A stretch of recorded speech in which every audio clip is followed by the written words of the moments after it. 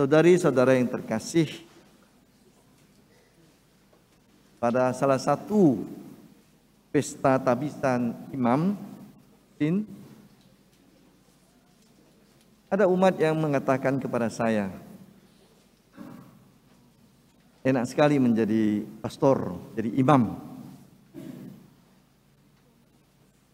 Tidak ada banyak kesulitan dengan keluarga, dengan istri, dengan anak-anak, dengan bapak ibu mertua. Pastornya sendirian, tidak ada banyak tanggung jawab kepada keluarga. Saya lihat pesta hari ini meriah, orang yang datang ribuan. Saudari-saudara yang terkasih, kalau hanya melihat hari pesta tabisannya, jadi seorang imam, seorang pastor, atau kalau lihat pesta kol kekal, suster atau bruder, wah, memang enak sepertinya cara hidup biarawati dan para imam ini. Tidak ada beban tanggung jawab keluarga yang memusikkan. Tapi saudari-saudara terkasih, pesta tabisan atau kol kekal hanyalah satu hari. Paling kalau mau dilanjutkan ada hari-hari 2-3 hari berikutnya. Tapi perjuangan menjadi seorang imam, biarawati, justru dimulai setelah pesta tersebut. Dan disitulah medan pertempuran yang sesungguhnya untuk menjadi seorang imam, seorang suster atau bruder. Karena apa yang nampak di luar tidak selalu adalah seluruh kenyataan. Saya pikir hal yang sama bisa dikatakan kepada kita yang menikah. Pada hari pernikahan kita menjadi raja dan ratu hari. Tapi setelah pesta nikah selesai, itulah kita mulai mengalami apa artinya menjadi pasangan suami istri atau keluarga yang mempunyai anak-anak. Nah, lanjut. Tidak selalu apa yang kita lihat indah kenyataan. Mungkin kita lihat dengan lagu yang dulu tahun 90-an itu terkenal itu.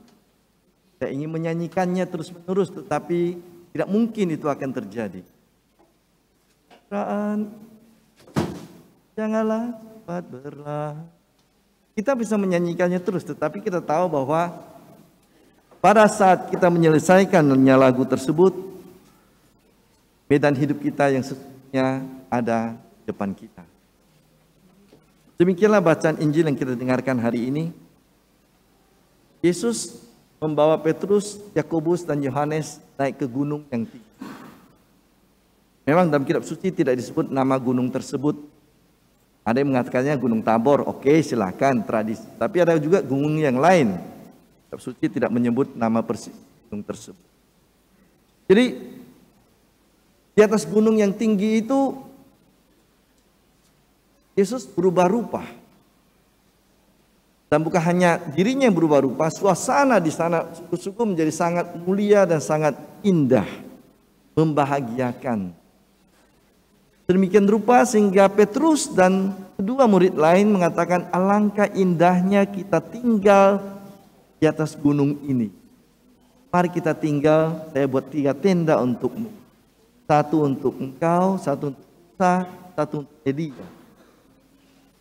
Dunia milik kita bersama. Yang lain lupakan saja. Kita tinggal saja di atas. Tetapi kenyataannya ialah Yesus mengajak mereka turun ke bawah lagi. Tidak tinggal di atas terus. Karena yang di atas itu adalah lebih sebagai pendorong semangat.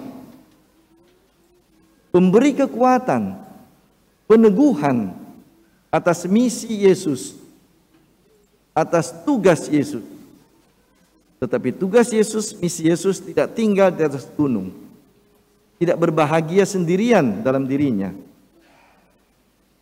Misi dan tugas Yesus ialah berjalan di lembah, jalan datar, untuk menaiki gunung yang lain, Bukit Golgota. Dan itulah kepenuhan dari tugas Yesus.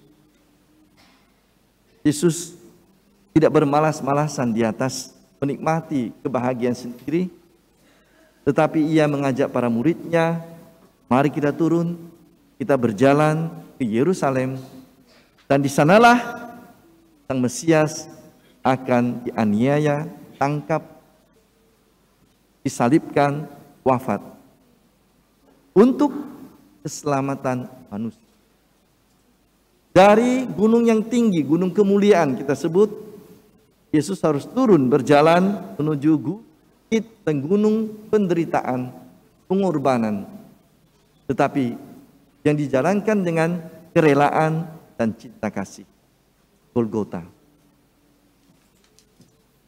Bukit keselamatan kita, manusia.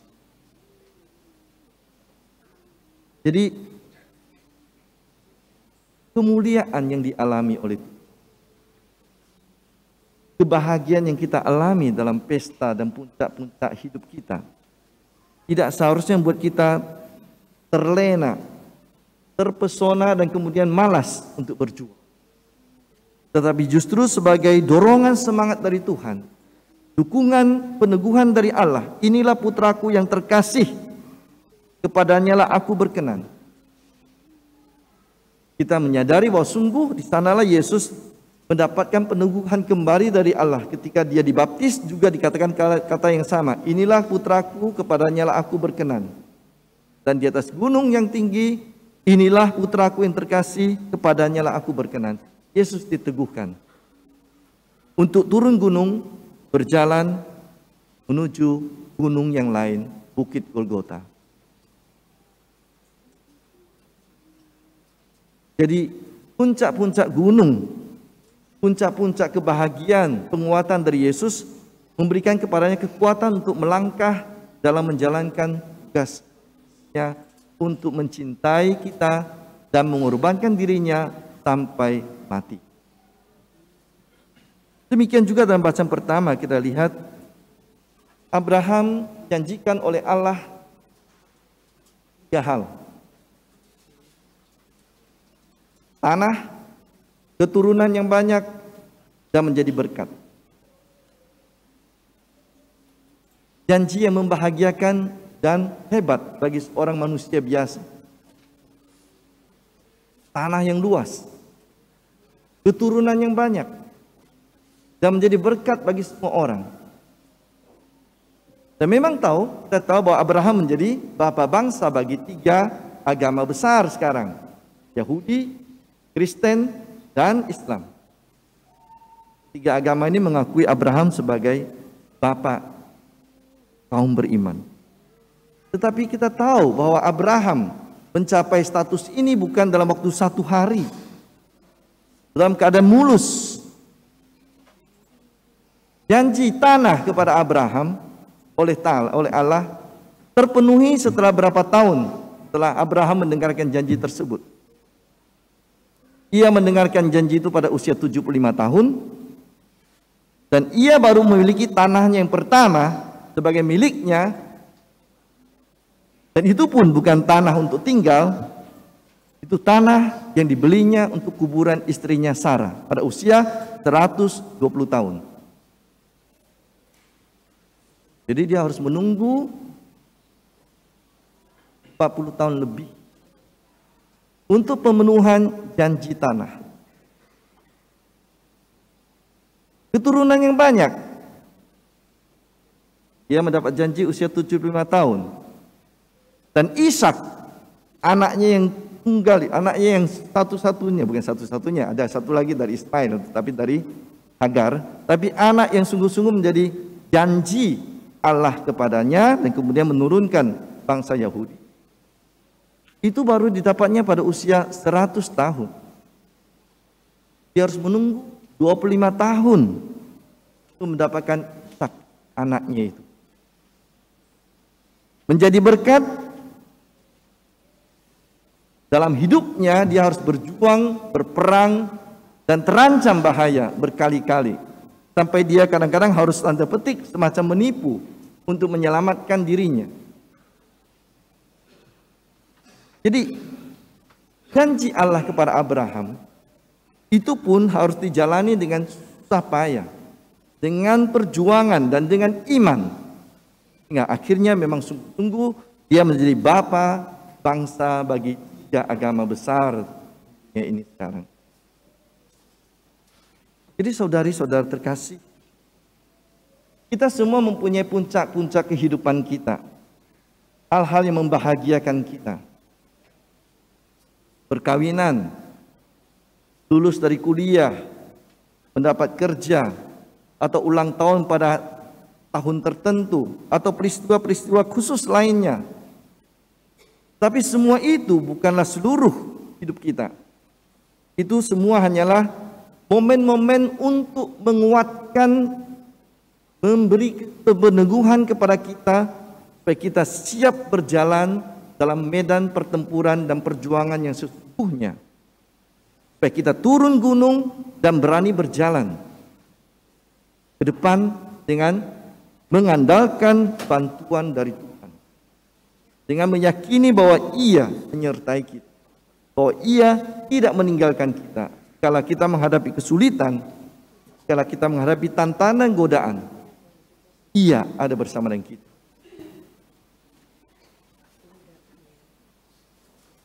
Perjuangan jatuh bangun yang kita hadapi, kekeliruan juga yang mungkin kita alami, merupakan batu ujian bagi kita. Apakah kita sungguh-sungguh setia? Apakah kita sungguh-sungguh meyakini bahwa kita memang berjalan dalam jalan Tuhan? Apakah kita setia dalam iman kita untuk sungguh-sungguh mewujudkan diri kita sebagai orang-orang yang menampakkan diri sebagai anak-anak Allah yang sesungguhnya? Bahwa kita tidak mudah lemah jatuh di dalam godaan dan tantangan. Bahwa kita mampu berjuang terus kalau kita jatuh untuk bangun kembali.